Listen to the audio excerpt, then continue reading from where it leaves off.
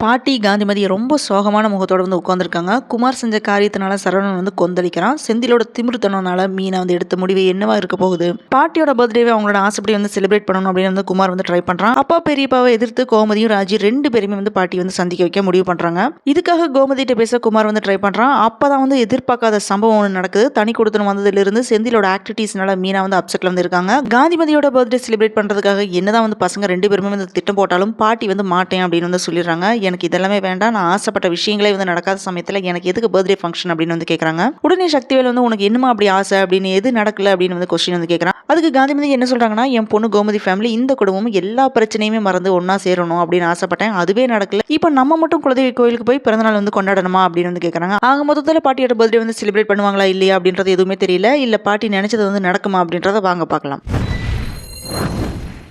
இன்னைக்கு எபிசோடில் காந்திமதியோட ஆசையை கேட்டுட்டு நீ நினைச்சது கனவுல கூட நடக்காது அப்படின்னு வந்து சக்திவேல் வந்து சொல்றாரு. அதுக்கு வடிவம் என்ன சொல்றாங்கன்னா, இப்போ அத்தை ஆசைப்படுற மாதிரியே கோமதி வீட்டை கூப்பிட்டுட்டா என்ன தப்பு அப்படின்னு வந்து கேட்குறாங்க. உடனே சக்திவேல் வந்து 2 ஓடுகள் இருக்கிற வீடு அது அப்படின்னு வந்து சொல்றான். அந்த வார்த்தையை கேட்ட உடனே வடிவோட கண்ணில் வந்து அப்படி ஒரு கோவம் வருது. இதை கேட்ட கடுப்பாகிற வடிவம் என்ன சொல்றாங்கன்னா, பொம்பளை பிள்ளைங்கள தப்பா பேசுறத வந்து முதல்ல நிறுத்துங்க தம்பி அப்படின்னு வந்து சொல்றான். காந்திமதி வந்து ஊர் பெருமைக்காக நீங்க பண்ற விஷயத்துக்காக நான் தலையாட்டிட்டு இருக்க முடியாது அப்படின்னு வந்து சொல்லிடுறாங்க. அப்படியே நீங்க பண்ணனாலுமே நான் ரூம்ல இருந்து வெளியே வர மாட்டேன் அப்படின்னு வந்து சொல்லிட்டு அங்கே எழுந்து போயிடுறாங்க. வீட்டுக்குள்ள சூழல் பார்த்தீங்கன்னா செம்ம டென்ஷன் ஆயிடுது. ஸோ அதுக்கப்புறம் பழனிவேலோட குரல் வந்து அமைதியாக இருந்தாலுமே கண்ணில் அந்த வழி வந்து நல்லாவே தெரியுது. என்ன சொல்றாருன்னா, அம்மா உங்களுக்காக தான் இவ்வளவு நாள் வந்து எங்களோட ஆசை எல்லாமே மறந்துட்டு இருந்தோம், இன்னைக்கு அந்த ஆசையை வந்து நிறைவேற்றி வைங்க அப்படின்னு வந்து சொல்றான். அதுக்கு முத்துவேல் வந்து அதெல்லாமே நடக்காது அப்படின்னு சொல்லிடுறான்.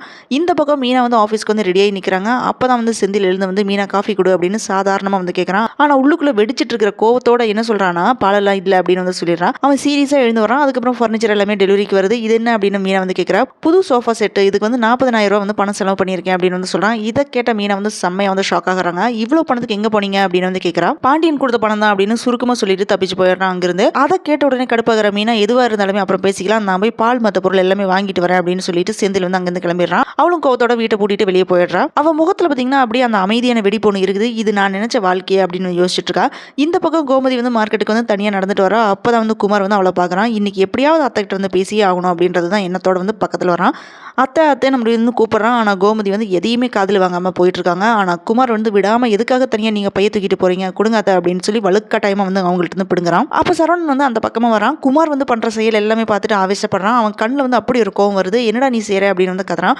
உடனே குமார் வந்து அடிக்க போகிறான். கோமதி நடுவில் நின்று விடு சரவணன், அவன் நல்லபடியாக தான் வந்து பேச வந்தான் அப்படின்னு அமைதியாக வந்து சொல்கிறாங்க. லாஸ்ட்டில் கோமதி வந்து சமாதானம் செஞ்சு வீட்டுக்கு வந்து கூட்டிகிட்டு போயிடுறாங்க. ஆனால் சரவணன் பார்த்தீங்கன்னா ஆவேசத்தோட குமார் வந்து தள்ளி விட்டுட்டு இப்போ நீங்கள் போங்க அத்தை அப்படின்னு வந்து சொல்லிடுறான். அதுக்கப்புறம் வீட்டில் இருக்கிற எல்லாருமே காலையில் சாப்பாடு சாப்பிட்டுட்டு இருக்கிற சமயத்துல தான் செந்திலையும் மருமகளையும் நினைச்சு சோகத்துல வந்து இருக்காங்க. அப்ப அங்க வந்து அதிரடியா வந்து என்ட்ரி ஆகிறா மீனா. தட்டை எடுத்து வச்சு சாப்பிட ஆரம்பிக்கிறா. இதை பார்த்த ஃபேமிலியில் இருக்கிற எல்லாருமே வந்து சந்தோஷப்படுறாங்க. ஒரு வார்த்தை கூட சொல்லாம சாப்பிட்டுட்டு இருக்கா. பாட்டி, வடிவேல், முத்துவேல் எல்லாருமே வந்து ஆச்சரியமா வந்து பார்த்துட்டு இருக்காங்க. ஆனா மனசுக்குள்ள அவ என்ன திங்க் பண்றானா, செந்தில் மாதிரி ஒரு மனுஷனோட நான் எப்படி தான் வந்து வாழ போறணும் அப்படின்னு யோசிக்கிறா. மீனா வந்து தனியா உட்காந்து மொபைல் ஏதோ வந்து டைப் பண்ணிட்டு யோசிச்சுட்டு இருக்கா. மீனா இப்போ அவங்க மனசுல இருக்கிறது வெளிப்படுத்த போறாங்களா, செந்திலை பத்தி அவங்கள்ட்ட மீனா வந்து சொல்ல போறாளா இல்லையா, செந்திலோட திமிருக்கு வந்து எதிராக ஒரு முடிவு எடுக்க போறாளா, அத்தையோட ஆசை வந்து நிறைவேறுமா இல்லையா அப்படின்றது எல்லாமே நாளைக்கு எபிசோட்ல தான் நமக்கு தெரிய வரும். இன்னைக்கு அமைதியா இருக்கிற மீனா நாளைக்கு வந்து புயலா மாற போறாங்களா அப்படின்றத நாளைக்கு நம்ம வெயிட் பண்ணி பார்க்கலாம்.